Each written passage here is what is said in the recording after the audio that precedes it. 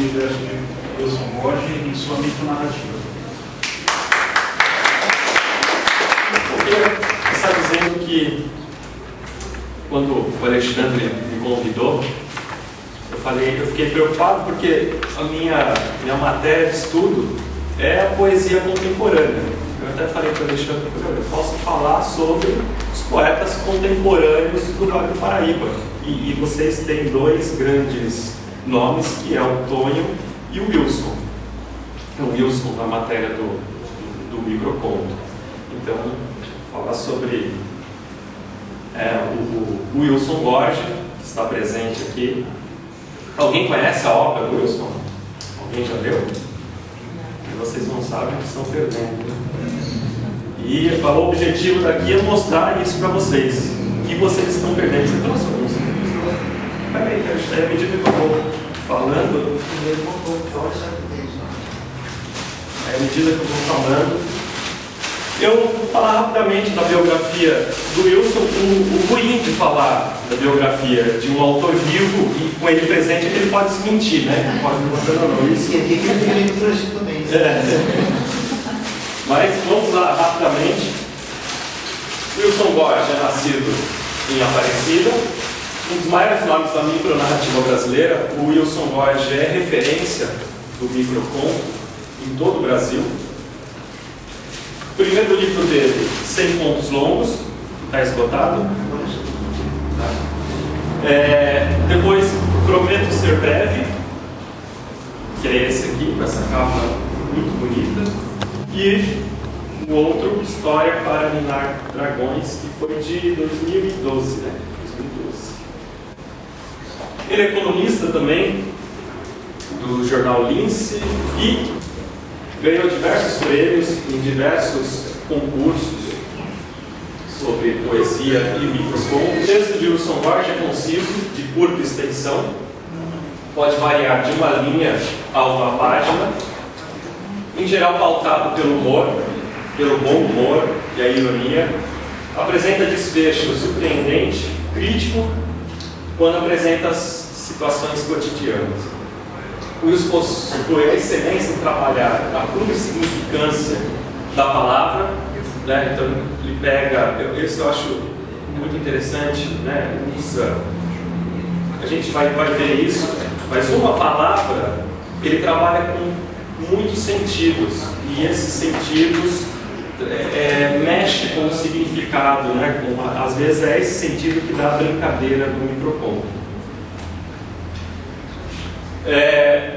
Plurisignificância é uma palavra, uma ambiguidade intencional, que explora assim as contradições da realidade com imensa propriedade. Por isso o leitor não deverá fazer uma leitura ingênua de seu texto. Nada que está lá é por acaso, foi pensado muito. Isso é perceptível. Eu estive lendo muita coisa na internet. Alguns microcontos dele publicados na internet estão diferentes nos livros. Então isso mostra que ele é um autor cuidadoso, que sempre revê sua obra. O leitor não deverá fazer uma leitura ingênua do seu texto, nada dele é superficial. Ficar nas metáforas e representações, o que nos apresenta poderia conduzir-nos a um engano. É leitor ávido de entrevistas de autores renomados e livros sobre a arte de escrever. Deve seguir o conselho: corte desnecessário. Acabou por tornar-se um mestre da micronarrativa. Ao conhecer o pessoal, não consegui entender ainda como é que o Wilson escreve tão pouco, sendo que ele fala muito. Meia hora conversando com o Wilson, a gente fala, ficou 15 minutos aqui, em 2007.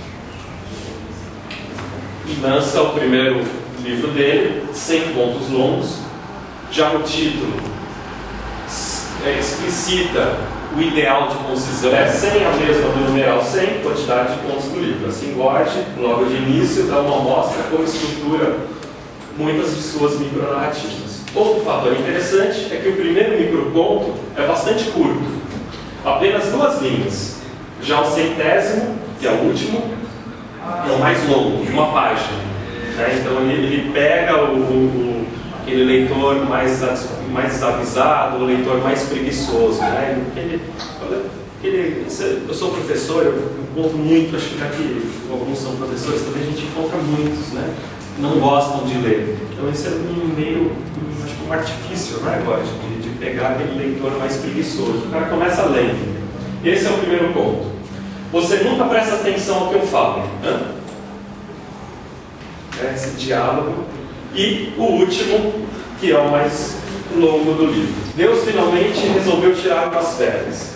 Sendo assim, ao partir em viagem, delegou o comando do universo a São Francisco, a quem também confiou a responsabilidade de sua onipotência.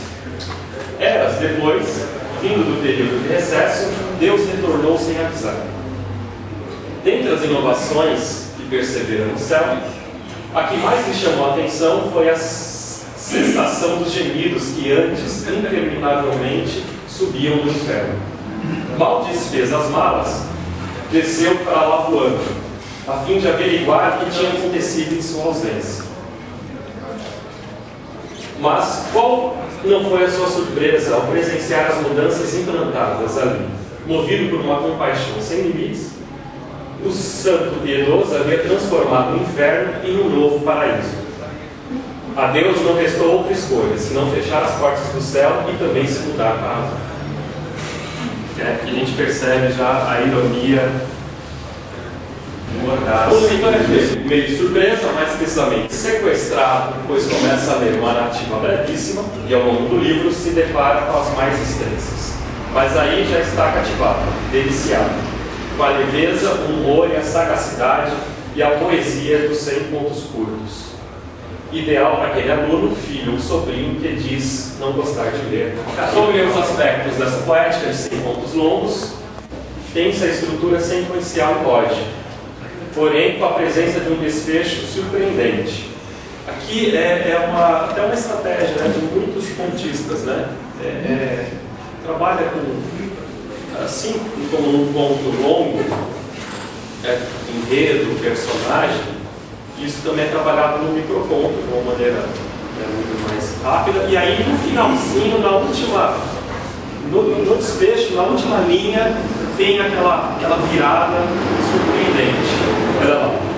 Estive com ela na quarta-feira santa. O carnaval já tinha virado cinzas, e nós dois ainda pegando fogo.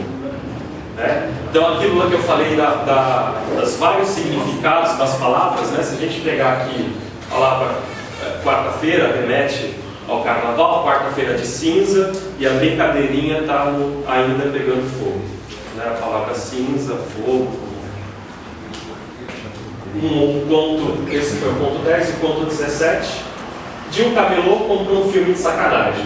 Realmente, uma tremenda sacanagem. O DVD era virgem. Novamente, a brincadeirinha com as palavras sacanagem, virgem. E depois o 69, vivia à procura de uma companheira que não discordasse dele nem reclamasse de nada.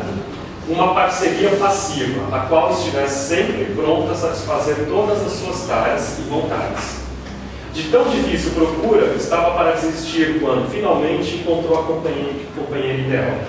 Mandou empacotada e saiu com ela debaixo do braço. Nessas 3 amostras é nítida a narratividade, ao enredo claro, início, meio e fim, bem definidos. O desfecho, fim da narrativa, é surpreendente, porém sem perder o lexo proposto. O lexo são as palavras, o universo das palavras, todas fazem sentido ali no contexto de cada conto. Proposto pelo enredo. Na primeira micronarrativa, na 10, o sintagma final, pegando fogo, atua como antítese de virados cinzas, termo referente à quarta-feira. Na segunda, o ponto 17, o DVD era virgem, demonstra a sacanagem do camelô. O termo sacanagem foi inserido, pois pode se referir ao gênero do filme, sinônimo para pornográfico, ou, segundo o Weiser eletrônico, ato praticado contra alguém, como gracejo ou ludibrio. Peça partida, sacanice. Já na terceira, 69, para o desfecho ganhar significado, o autor conta com a interferência do leitor, pois em mandou empacotá-la e saiu com ela debaixo do braço, está implícito que a companheira encontrada pelo protagonista é uma boneca inflável. Em 100 pontos longos, ainda apresenta inúmeras paródias. Por exemplo, épico etílico. tomou um porre homérico e acordou com Michel. Ainda dos 100 pontos longos. Pelo jardim do Éden, caminhavam de mãos dadas, quando se depararam com o homem pregado na cruz. Acima dele, o céu azul, afugentados os pecados, adejavam em suas asas negras. Temerosa, Eva pediu a Adão que a levasse para bem longe dali. Após muito andarem, sentindo-se cansada, apontou uma árvore e sugeriu: que tal se descansássemos debaixo daquela macieira? E ali tudo começou, né? Em Prometo Ser Breve, de 2010, editado pela Multifoco, tem uma belíssima capa, que é essa aqui, né? Bonita mesmo. Né? E aí o detalhe, né? O título tem a ver também até com o próprio protagonista da imagem, né? O título é Prometo Ser Breve e o cara está meio, não vai viver, né? Muito interessante. Wilson Góes não deixa de lado a micronarrativa, mas aproveita-se de outras formas do texto curto, como a vinheta, o aforismo e, por que não, o poema. Trancou portas e janelas, só deixou aberto o botijão de gás. Aí que é interessante, né? Que o microconto, ele precisa de uma leitura atenta do leitor. Porque quem vai montar toda a história é o leitor. Né? O que tem a ver fechar a porta, a janela e ligar o botijão de gás? Né? Isso eu canso de falar para os meus alunos. Vocês têm que ler o que não está escrito. Ler nas entrelinhas. Né? E esse tipo, eu vou falar um pouquinho sobre esse tipo de microconto faz isso. Né? Se o leitor não sair daquelas palavras ali, não tem graça nenhuma. Né? Passa a fazer sentido quando ele monta essa historinha na cabeça. Né? O que tem a ver fechar a porta, as janelas e abrir o botijão de gás. E aí passa a fazer todo sentido. Padre, perdeu a fé nos homens. Desde então se devota às mulheres. Companhia loira, meretriz. Agora não adianta elogiar. É fantástico, né? Também tem que montar a historinha, né? Esse diálogo tem que fazer parte de uma discussão que já vinha, né? Vindo. Última, então voltando, empregadas. Só este ano é a segunda vez que ela aumenta os seios. O nosso salário sempre do mesmo tamanho. Então aí são exemplos de vinhetas, né? Nas vinhetas, a realização narrativa se dá justamente pela falta de indícios, ou pelos índices mínimos. É como se a gente pegasse apenas um fragmento de um texto muito maior, e esse texto muito maior vai ser inferido pelo leitor. Na primeira mostra, o texto 21, os elementos apresentados na primeira oração, trancou portas e janelas, são o cenário para a segunda oração, que quer que seja pelo advérbio ou aberto, o termo botijão de gás vira o desfecho da narrativa. Já os outros dois exemplos, companhia loira e empregadas na verdade, né? Título plural. Góes emprega antítese, figura estilística utilizada em sua obra, dos termos-chave meretriz no primeiro e aumento no segundo para construir o enredo das histórias.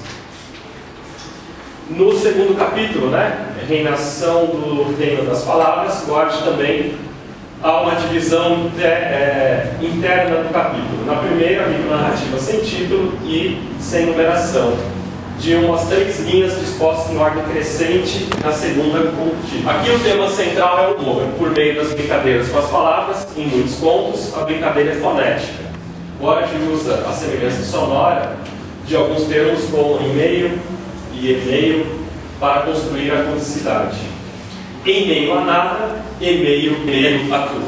Isso é legal para trabalhar até fonética, né? Fonética.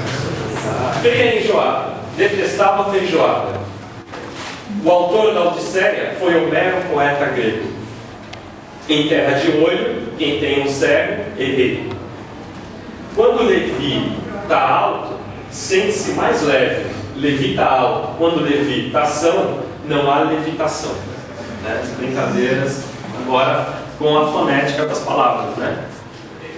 Já em outros, o tom humorístico se dá por meio da ortografia, a escrita de alguma palavra.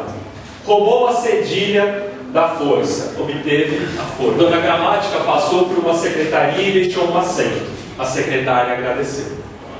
Isso aqui também dá para ser trabalhado em sala de aula, é um ótimo recurso para entender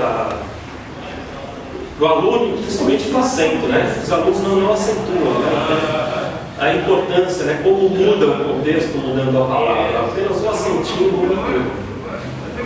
Para amor ir a Roma, bastava virar-se do avesso.